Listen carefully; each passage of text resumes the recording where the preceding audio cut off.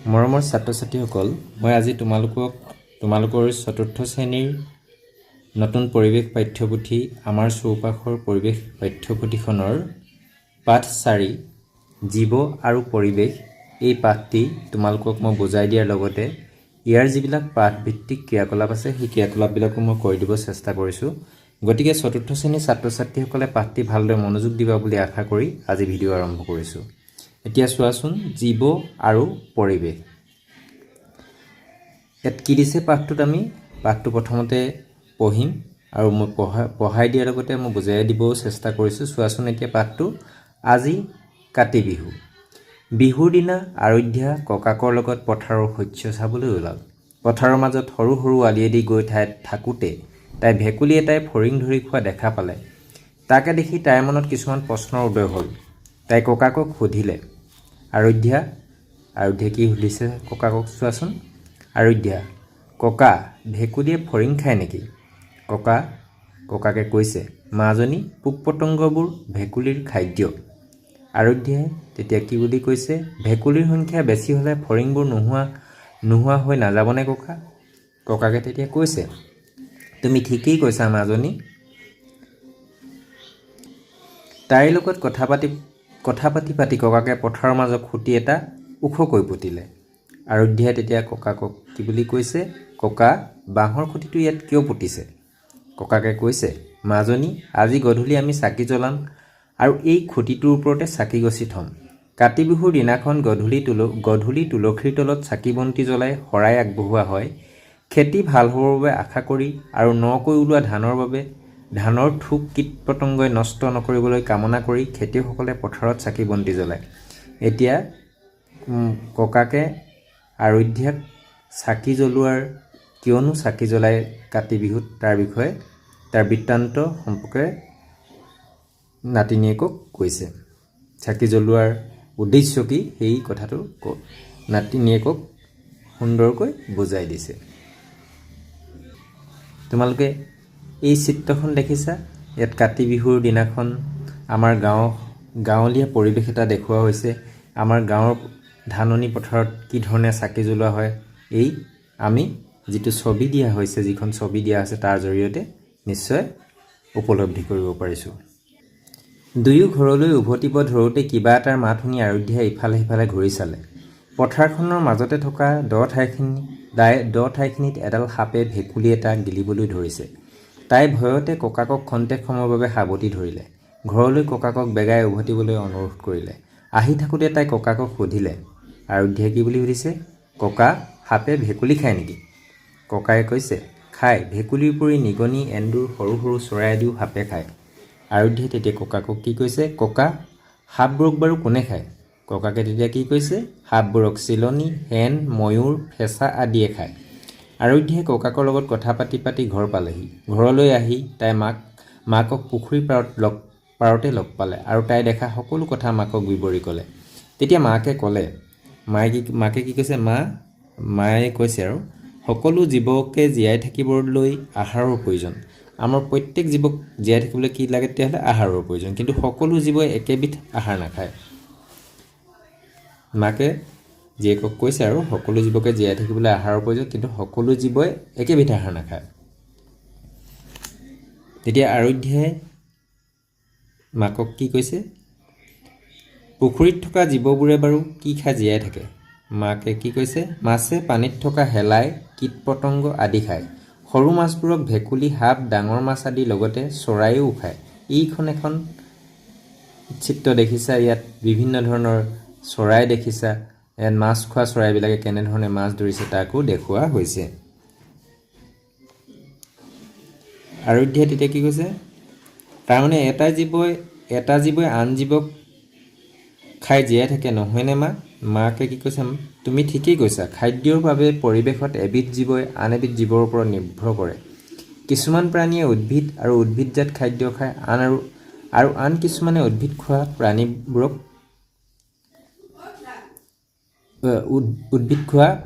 খায়। এতিয়া একোটা পৰিৱেশত যে খাদ্যৰ বাবে এটা জীৱই আন এটা জীৱৰ ওপৰত নিৰ্ভৰ কৰে, তোমালোকে ঘাঁহনি এডোখৰৰ পৰিৱেশটোলৈ লক্ষ্য কৰিলে গম পাবা। ঘাঁহনিবিলাকত কি হয়? সেই ঘাঁহবিলাক কিহে খায়? এখন মই যদি সেউজীয়া অৰণ্যলৈ যাওঁ, ঘাঁহবিলাকক হৰিণে খায়, আকৌ সেই হৰিণক খায় কোনে? বাঘে খায়, হয়নে? এনেধৰণে এটা আমি পৰিৱেশ তন্ত্ৰ পাইছোঁ। আকৌ যদি আমি পুখুৰীত এটালৈ যাওঁ, পুখুৰীত থকা যিবিলাক শেলাই জাতীয় উদ্ভিদ আছে সেইবিলাক মাছে খায়। মাছক কোনে খায়? মাছক ভেকুলীয়ে খায়, ভেকুলীক আকৌ কিহে খায়? সাপে খায়। এনেধৰণে এটা জীৱ আনটো জীৱৰ ওপৰত নিৰ্ভৰ কৰিছেনে? এতিয়া এটা ক্ৰিয়াকলাপ দিছে, ক্ৰিয়াকলাপ একটোত কি দিছে? কোনে কাক খায় সঠিক ক্ৰমত সজাই লিখা। গছৰ পাত দিছে ভেকুলী, ফৰিং। এতিয়া এইটো আমি গছৰ পাতক কিহে খায়? ফৰিঙে খায়। ফৰিঙক কিহে খায়? ভেকুলীয়ে খায়। মাছ বগলী শেলাইক দিছে, শেলাইক মাছে খায়, মাছক আকৌ বগলীয়ে খায়। মেকুৰী ধান নিগনি, ধানক আমি ধানটো প্ৰথমে লিখিব লাগিব, ধানক নিগনিয়ে খায়, নিগনিক আকৌ মেকুৰীয়ে খায়। শিয়াল হাঁহ শামুক শেলাই, শেলাইক খায় শামুকে, শামুকক কোনে খায়? হাঁহে খায়, হাঁহে খায় শামুকক। তাৰপিছত শিয়ালক কোনে খায়? হাঁহক কোনে খায়? শিয়ালে খায়। এতিয়া কি দিছে? উদ্ভিদবোৰে বাৰু ক'ৰ পৰা আহাৰ পায়? আমি এতিয়া জীৱবিলাকৰ যিটো খাদ্য শৃংখল বুলিয়ে ক'ম আমি, এইবিলাক এটা জীৱ আন এটা জীৱৰ ওপৰত নিৰ্ভৰ কৰা দেখিলোঁ। এতিয়া এই যে উদ্ভিদবোৰেনো ক'ৰ পৰা আহাৰ পায়? ইয়াত এটা ধুনীয়াকৈ চিত্ৰৰ সহায়ত বুজাই দিছে।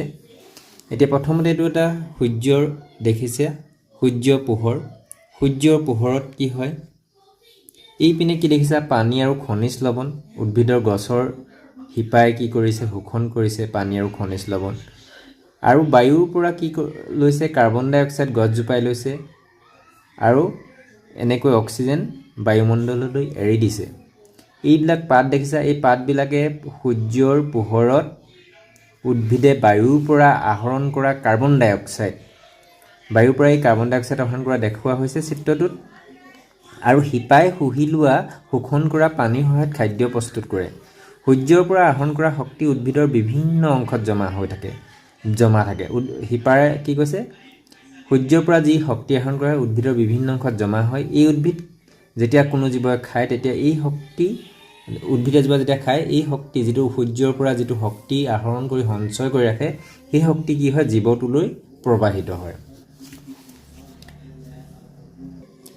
এনেদৰে খাদ্যৰ দ্বাৰা এটা জীৱৰ পৰা আন এটা জীৱলৈ শক্তি প্ৰবাহিত হোৱা প্ৰক্ৰিয়াটোৱেই হৈছে খাদ্য শৃংখল। এতিয়া খাদ্যৰ বাবে আমি যি দেখিছোঁ, এটা জীৱৰ পৰা আন এটা জীৱলৈ যিটো শক্তি প্ৰবাহিত হোৱা প্ৰক্ৰিয়া, সেই প্ৰক্ৰিয়াটোকে খাদ্য শৃংখল বুলি কোৱা হয়। আৰু ইংৰাজীত ইয়াক ফুড চেইন বুলি কোৱা হয়। এই শক্তিৰ প্ৰবাহ দেখুৱাবলৈ খাদ্য শৃংখল এটা কাঁড় চিন ব্যৱহাৰ কৰা হয়। এই শক্তি প্ৰবাহটো ব্যৱহাৰ কৰিবৰ কাৰণে কি কৰা হয়? খাদ্য শৃংখলত আমি কাঁড় চিন ব্যৱহাৰ কৰোঁ। উদ্ভিদে খাদ্যৰ বাবে আনৰ ওপৰত নিৰ্ভৰ নকৰে, ইহঁতে নিজৰ আহাৰ নিজেই প্ৰস্তুত কৰি লয়। সেইবাবে খাদ্য শৃংখলত উদ্ভিদৰ স্থান সদায় প্ৰথম, কাৰণ ইহঁতে খাদ্যৰ বাবে উদ্ভিদে আনৰ ওপৰত নিৰ্ভৰ নকৰে। সেইকাৰণে উদ্ভিদৰ স্থান খাদ্য শৃংখলত সদায় প্ৰথম। এটা উদাহৰণৰ সহায়ত কথাটো বুজি লওঁ আহা। ঘাঁহ ফৰিঙে খায়, এইটো দেখিছা? ফৰিঙক ভেকুলীয়ে খায়, ভেকুলীক সাপে খায়, সাপক চিলনীয়ে খায়। এই কথাখিনি তলত দিয়া ধৰণে লিখি খাদ্য শৃংখল সজাব পাৰোঁ। এই যে কথাখিনি আমি এটা খাদ্য শৃংখলৰ জৰিয়তে যদি দেখুৱাওঁ, আমি ঘাঁহটোক প্ৰথম স্থানত দিছোঁ, তাৰপিছত আমি কাঁড় চিন, যিহে ঘাঁহক খায় তাক দেখুৱাইছে ফৰিং। ফৰিঙৰ পিছত ফৰিঙক যিহে খায় আমি সেই কাঁড় চিনে দেখুৱাইছোঁ ভেকুলী। ভেকুলীক সাপে খাইছে কাৰণে এনেধৰণে দেখুওৱা হৈছে। সাপক আকৌ কিহে খাইছে? চিলনী। এতিয়া ক্ৰিয়াকলাপ 2ত কি দিছে? তলত দিয়া জীৱবোৰৰ খাদ্য শৃংখল প্ৰস্তুত কৰা। এই তলত দিয়া যিবিলাক জীৱ আছে আমি খাদ্য শৃংখল এটা প্ৰস্তুত কৰিবলৈ দিছে। হৰিণ, ঘাঁহ আৰু বাঘ। ঘাঁহক কিহে খায়? হৰিণে খায়। হৰিণক কিহে খায়? বাঘে খায়। এইকেইটাৰ ভিতৰত কিয়? ধানক কিহে খায়? এন্দুৰে খায়। এন্দুৰক সাপে খায়, সাপক আকৌ চিলনীয়ে খায়। এতিয়া ফুলৰ এইটো আমি যদি সজাওঁ, ফুলৰ মৌটো প্ৰথমত থাকিব। ফুলৰ মৌ পখিলাই খায়, পখিলাক আকৌ তেজপিয়াই খায়, তেজপিয়াক আকৌ কিহে খায়? হেনে খায়। এতিয়া খেলো আহা। এটা খৰাহীত বিভিন্ন জীৱৰ নাম লিখা। এই খৰাহীটোত দেখিছা বিভিন্ন জীৱৰ নাম লিখা আছে। প্ৰতিজন শিক্ষাৰ্থীয়ে একোখনকৈ কাৰ্ড বাছি ল'বা। এই জীৱবিলাকৰ যিটো আমি কাৰ্ড দেখিছোঁ, সেই কাৰ্ডখন আমি বাছি ল'ব লাগে। এতিয়া কোনে কাক খাই শক্তি আহৰণ কৰে জানি লৈ ইজনে সিজনক একাদিক্ৰমে ধৰিব। ধৰিবা উদাহৰণস্বৰূপে যদি কাৰোবাৰ হাতত ঘাঁহনি কাঠ পৰিছে, ঘাঁহনি পাত যিহেতু আমি গম পাইছিলোঁ খাদ্য শৃংখলাৰ আৰম্ভণিতে সদায় উদ্ভিদ থাকে, ঘাঁহটো প্ৰথমত থাকিব। সি ফৰিঙৰ কাঠ পাজনে তেওঁক বিচাৰি ধৰিবা, এতিয়া ফৰিঙৰ যিয়ে কাঠ পাব তাক বিচাৰি ধৰিব লাগিব।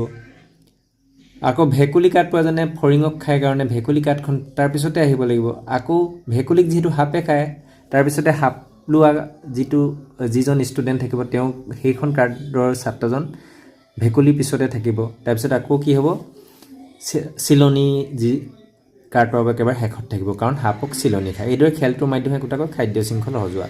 তোমালোকে এনেধৰণে বিভিন্ন খৰাহিত এনেধৰণে কাৰ্ড বনাবা, কাৰ্ড বনাই পিনি খেলিবা, খুব তোমালোকে ফূৰ্তি পাবা আৰু খাদ্য শৃংখলৰ যিটো তোমালোকৰ ধাৰণা, এই ধাৰণাটো একদম স্পষ্টকৈ তোমালোকে বুজি উঠিবা। এতিয়া চোৱাচোন, জীয়াই থাকিবলৈ জীৱ এটাক উপযুক্ত প্ৰাকৃতিক পৰিৱেশৰ প্ৰয়োজন। উপযুক্ত পৰিৱেশতহে জীৱৰ সৃষ্টি, বৃদ্ধি আৰু বিকাশ ঘটিব পাৰে। আমাৰ চাৰিওফালে থকা বায়ু, পানী, মাটি, সূৰ্যৰ তাপ আৰু পোহৰ, উদ্ভিদ, প্ৰাণী, চৰাই চিৰিকটি আদি সকলোবোৰ একলগ হৈ প্ৰাকৃতিক পৰিৱেশ গঠন হৈছে। এতিয়া প্ৰাকৃতিক পৰিৱেশ গঠন হ'বৰ কাৰণে কি হয়, কি লাগিব, চাৰিওফালে থকা যিটো বায়ু, পানী, মাটি, সূৰ্যৰ তাপ, এই সকলোবিলাক সমন্বয়তহে প্ৰাকৃতিক পৰিৱেশ গঠন হয়। সকলো উদ্ভিদ, প্ৰাণী, চৰাই চিৰিকটি আদি হ'ল পৰিৱেশৰ জীৱীয় উপাদান।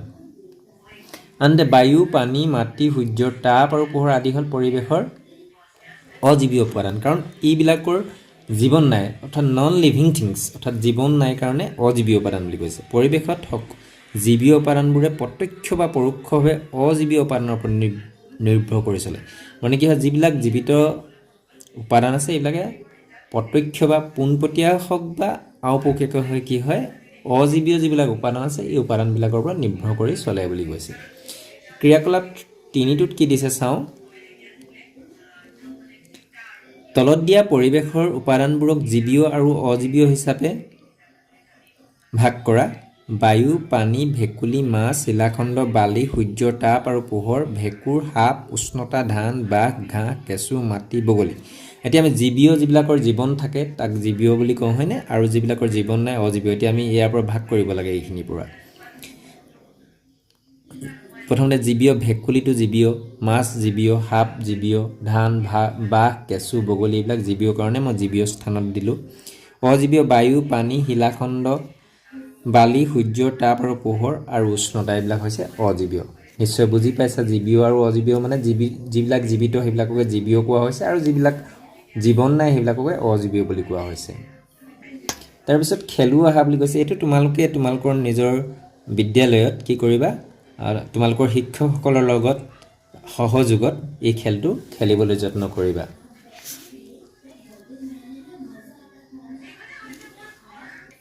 এইবাৰ আমি যিবিলাক ক্ৰিয়াকলাপ আছে, অনুশীলনী যিবিলাক প্ৰশ্ন দিছে, আমি সেই প্ৰশ্নবিলাকৰ উত্তৰ কৰিবলৈ চেষ্টা কৰিম। 1টোত কি দিছে, তলত দিয়া প্ৰশ্নসমূহৰ শুদ্ধ উত্তৰ অনুযায়ী কাষৰ গোল চিনটো পূৰ কৰা। ক, খাদ্য গ্ৰহণৰ ক্ষেত্ৰত তলৰ কোনটো ক্ৰম শুদ্ধ? হৰিণ, ঘাঁহ, হৰিণক ঘাঁহে নাখায়, ঘাঁহ আকৌ বাঘে কেতিয়াও ঘাঁহ নাখায়, এইটো ভুল। ঘাঁহক হৰিণ নাখায়, হৰিণক বাঘে খায়, এইটো শুদ্ধ। আমি এইকেইটালৈ নাযাওঁ, এতিয়া 2টো শুদ্ধ, সেই 2টোৱে শুদ্ধ কাৰণে আমি 2টোতে আমি কি কৰিম, আমি পূৰ কৰিম, এইটো আমি 2টো পূৰ কৰিম। খটো, খাদ্য গ্ৰহণৰ ক্ষেত্ৰত পুখুৰী বা জলাশয়ত কোনটো ক্ৰম দেখা যায়? শেলাইক ভেকুলীক মাছে, এইটো ভুল। শেলাইক মাছে খাব লাগিছিলে নে, মাছক আকৌ ভেকুলীয়ে খায়। ঘাঁহক ফৰিঙে খায়, ফৰিঙক ভেকুলীয়ে খায়,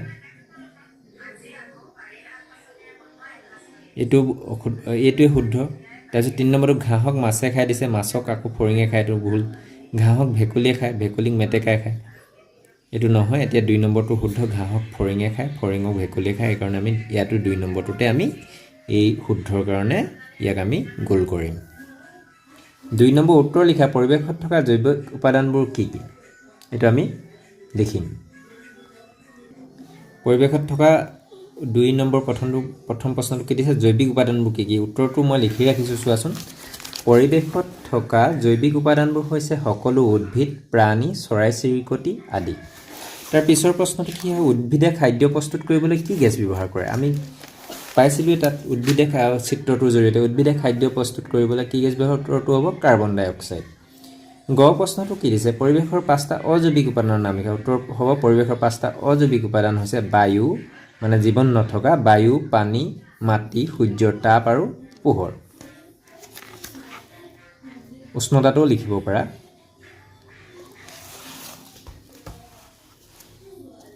এতিয়া 3 নম্বৰ প্ৰশ্নটো কি দিছে, খালী ঠাই পূৰ কৰা। মাটি, পানী, কটো দিছে মাটি, পানী, বায়ু আদি হ'ল পৰিৱেশৰ কি উপাদান পাইছিলোঁ আমি? অজৈৱিক। ইয়াত আমি অজৈৱিক বুলি লিখিম। খ উদ্ভিদে খাদ্যৰ বাবে আমি খালী ঠাইত খাদ্যৰ বাবে আন জীৱৰ ওপৰত নিৰ্ভৰ নকৰে বুলি দিম। গ এটা জীৱই আনটো জীৱক খায় ডেছ, এই খালী ঠাইটো কি দিব লাগিব? ভাৰসাম্য ৰক্ষা, পৰিৱেশৰ ভাৰসাম্য ৰক্ষা কৰে। তাৰপিছত